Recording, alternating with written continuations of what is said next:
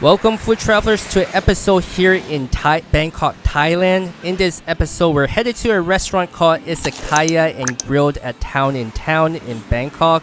And they are open every day of the week from 4 p.m. to 11:30 p.m. And they are closed on Mondays. We actually came here for dinner and we did make reservations at 8 p.m. as that was the recommended time to get a table later in the evening, as it's not as crowded. But when we got here, it's actually pretty busy and they weren't quite ready for us to come in. And they were still preparing the table, and there was actually a really large party in the main dining room. We did end up getting seated in the overflow room, and there were some seats on the outside of the restaurants as well, as you may have seen in the video at the beginning of this shot here. But it's actually a very busy restaurant, and they are known for their Wagyu meats. Yeah, looking through as you were scrolling through the menu, Micah, it looked really good, the photos. So, I guess, how was the actual Wagyu meats? They were actually pretty good, Simon. I really did enjoy this restaurant. And it was really nice to see that they actually use charcoals to cook. Not like just the natural gas that you normally have here in the US. And they do come pretty frequently to wipe it down with like a dry paper to ensure the meats don't get burnt.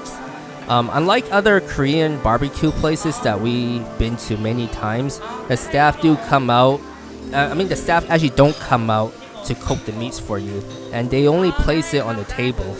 Yeah, looking at the footage, Micah, the marbling looks really, really, really nice. I can imagine right now taking a bite of those slices of Wagyu beef, and it looks really good. Yeah, it was really good. Like, everything was super marbleized.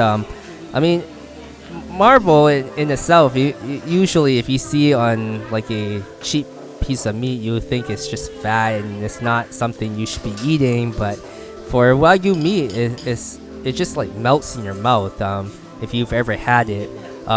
So with us, we actually got two different type of set meat cuts. One of them, it include 4 different types of meat with Kagoshima chuck roll, which is an A5 Japanese Wagyu meat. There's also the Carrera Wagyu full blood, which is an Australian / Japanese blend of meats. And actually, I read about this Carrera, which is produced in Australia. And I looked this one up. It actually refers to like the cattle whose lineage is 100% traceable to Japanese Wagyu herds with no evidence of crossbreeding. I saw that you got the beef tongue, which is pretty interesting because actually, backstory for me, I actually never ate it until I met a friend of mine from Japan who introduced me to beef tongue. I always thought, I don't want to eat kind of off meats, but after I ate it, I really did enjoy it, and I started liking beef tongue, which kind of opened up my food adventures to eating and trying different things. Yeah, it's definitely something that if you know what it is and you think, oh, this sounds gross, I don't want to try it, then it really limits your, I guess, food adventures, as we could call it, and saying, oh, there's really not much you can eat. You're just stuck to a few different types of cuts.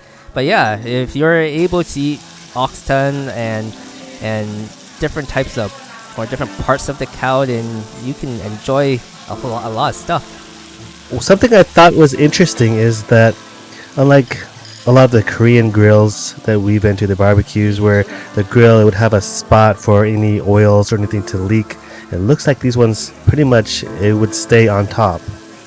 Yeah, you're right, and that's why they actually came by quite frequently to, I guess, clean out the tops to wipe it down with the paper towel, so that you don't have more of the sauce or the meats to burn. But we actually got this humongous drink.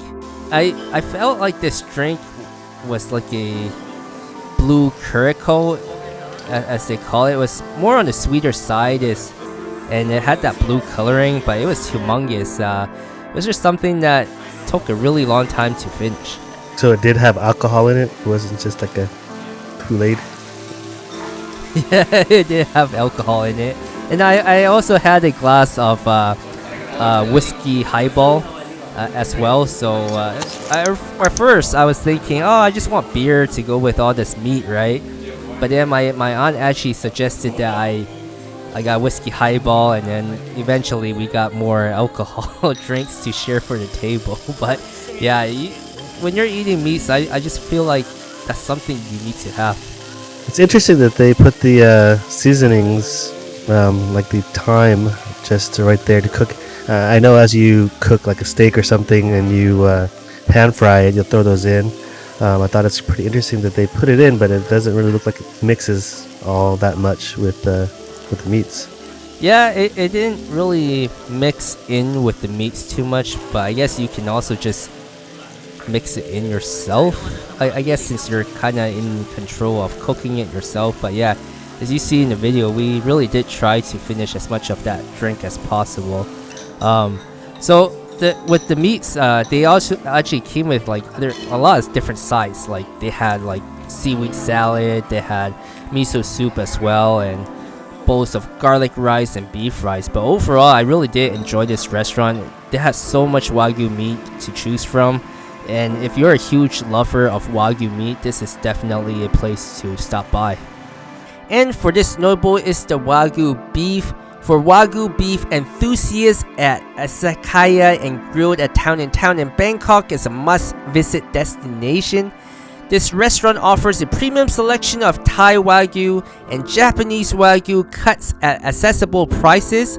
Guests can enjoy a variety of beef dishes complemented by attentive services and a cozy atmosphere reminiscent of Japan. If you've enjoyed the content you've seen, don't forget to support the channel and hit like and subscribe. And if you want to see additional pictures of food and our travels, go over to our Instagram page and follow us there. And thanks for watching.